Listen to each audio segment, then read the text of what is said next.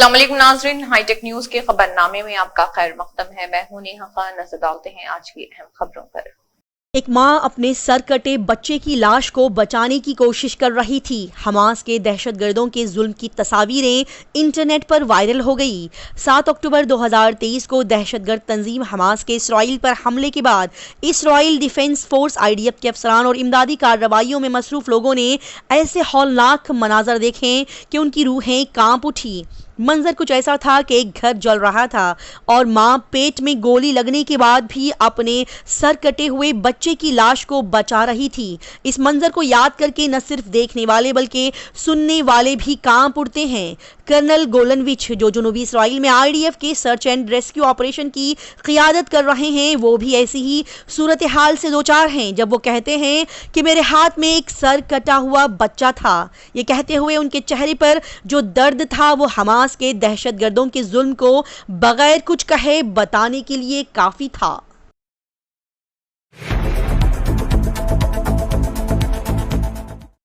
पंजाब के एक वकील की 73 साला मां को बेदर्दी से मारने की वीडियो मंजरेआम पर आ गई। आखिरकार उसे गिरफ्तार कर लिया गया।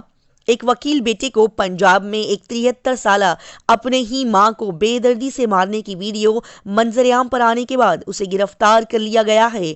खातून ने इस बारे में अपनी बेटी को बताया था, जिसके बाद ये मामला सामने आया। पुलिस को जमा कराए गए एक और वीडियो क्लिप में वकील की बीवी और नाबालिग बेटे को भी बूढ़ी मां की पिटाई करते हुए देखा गया। आखिरकार खातून को बचा लिया गया है। दिल्ली में बॉयफ्रेंड के भाई ने घर में घुसकर 24 साला लड़की का कत्ल कर दिया। दिल्ली के जीतपुरा इलाके में 24 साला लड़की को उसके बॉयफ्रेंड के भाई ने घर में घुसकर कत्ल कर दिया। पुलिस के मुताबिक मुलजिम ने लड़की को उसके भाई और वालिदा के सामने 5 गोलियां मारी, जिससे वो मौके पर ही जान बहक हो गई। मुलजिम को गिरफ्तार कर लिया गया है और उसकी शनाख्त फरीदाबाद हरियाणा के रहने वाले रॉकी के तौर पर की गई है। पुलिस ने कहा कि मुलजिम को भाई के नाजायज ताल्लुकात पर एतराज था, जबकि भाई पहले से ही शादीशुदा था।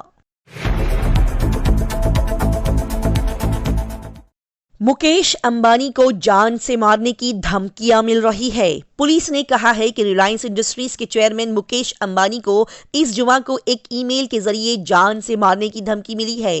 पुलिस के मुताबिक मेल भेजने वाले ने 20 करोड़ रुपए ना देने पर उन्हें गोली मारने की धमकी दी है, जिसके बाद मुंबई गामदेवी पुलिस स्टेशन में IPC की दफा 387 और 506 के तहत मुकदमा दर्ज किया गया है। मुकेश अंबानी को कत्ल करने की धमकी देने वाले शख्स ने एक ईमेल में लिखा, हमारे पास हिंदुस्तान के बेहतरीन शूटर्स हैं, अगर 20 करोड़ रुपए ना दिए गए तो हम आपको मार देंगे। अंबानी के सिक्योरिटी इंचार्ज ने इस मामले में शिकायत दर्ज कराई है और पुलिस तफ्तीश करने में जुट गई है।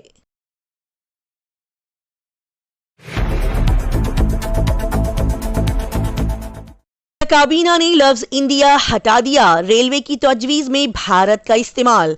मरकजी काबीना को पेश की गई तजवीज में रेलवे वजारत ने इंडिया के बजाय भारत का लफ्ज इस्तेमाल किया है।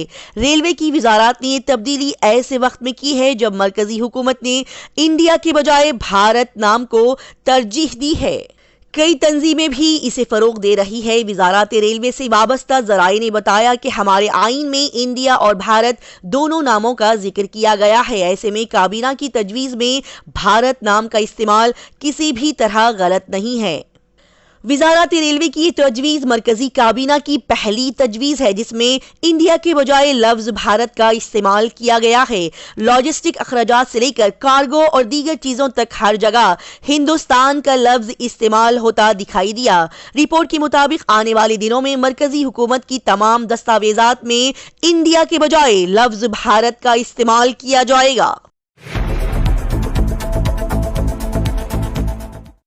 पुणे में लोग 2 करोड़ रुपए के अपार्टमेंट खरीदने के लिए 8 घंटे तक लाइन में खड़े रहे।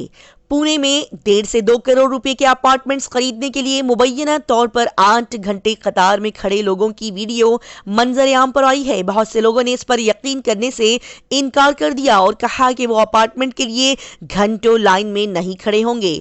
कुछ लोगों ने कहा कि ये बिल्डर की मार्केटिंग की हिकमत अमली हो सकती है।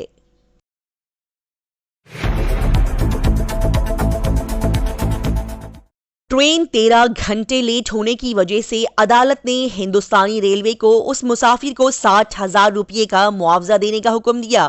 ट्रेन में ताकीर का मुआवजा। केरला की एक अदालत ने हिंदुस्तानी रेलवे को हुक्म दिया कि वो ट्रेन की ताकीर पर मुसाफिर को 60,000 रुपये का मुआवजा अदा करे।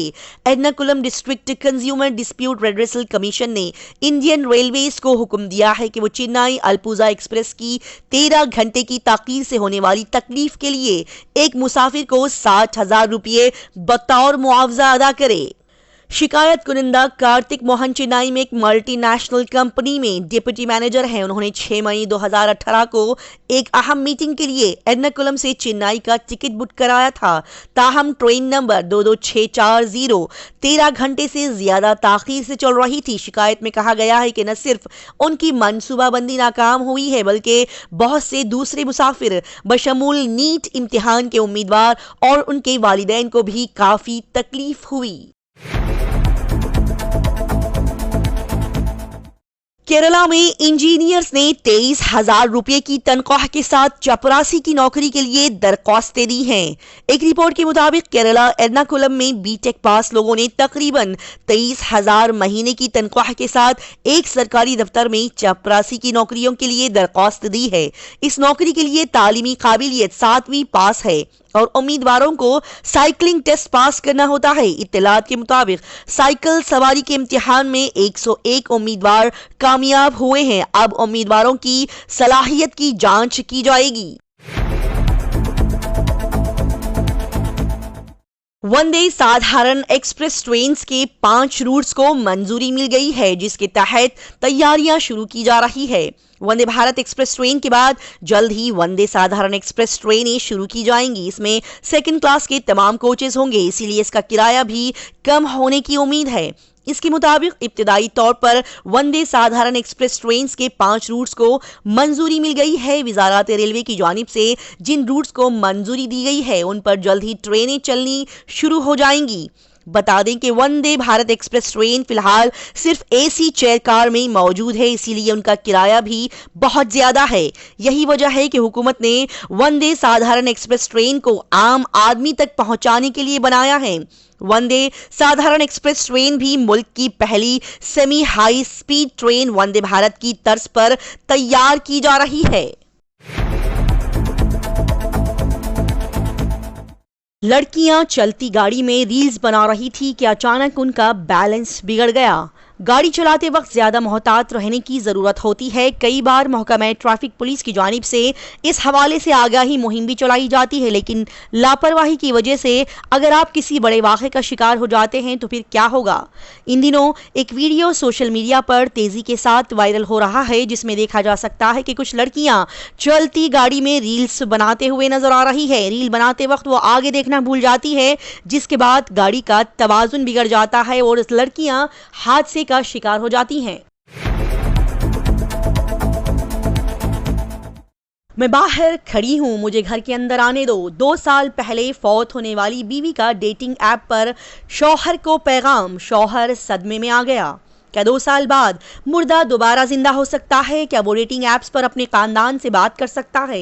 इन दोनों सवालों का कोई जवाब नहीं मिलेगा, लेकिन बरतानिया में एक शख्स ने हैरान कुन दावा किया है।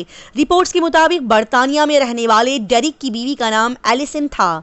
उस शख्स ने बताया कि उसने डेटिंग ऐप टिंडर पर अपनी बीवी से बात की, जो कि 2 साल पहले कैंसर के बाद इंतकाल कर गई थी। इसके बाद वो शौहर शदीद सदमे में है।